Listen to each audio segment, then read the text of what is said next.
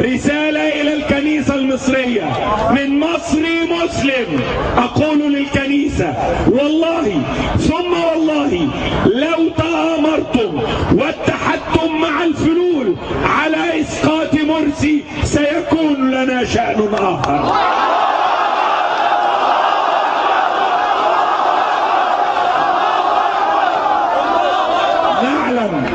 نعلم أن هناك 60% من اللي عند الاتحادية 60% من اللي عند الاتحادية نصارى، ونعلم وأقولها لعل صباح يسمعها وقلتها من عند ربعة، نعلم وعندنا تفاصيل كاملة بالصوت والصورة للاجتماع الذي دار في الكيلو 45 في فيلا البرعي، وكان حاضرا أحمد البرعي والبردعي وحمدين صباحي وسيد بدوي وجورج إسحاق ومنى مينا.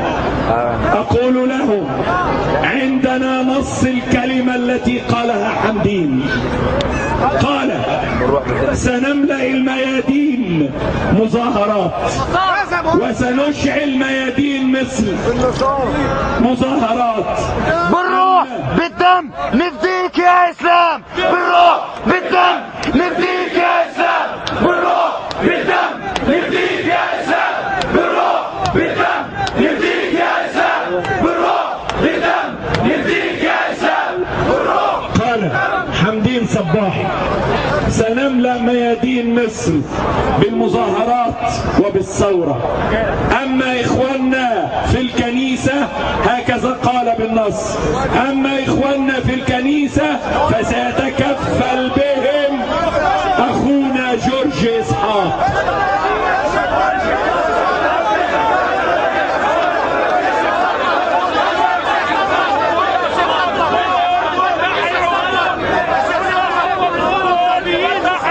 هكذا قال بالنص، أما إخواننا في الكنيسة فسيتكفل بهم أخونا جورج إسحاق. أقول للكنيسة نعم أنتم إخواننا في الوطن، ولكن هناك خطوط حمراء. الخط الأحمر الذي عندنا هو شرعية الدكتور محمد مرسي، اللي هيرشها بالمية هنرشه بالدم.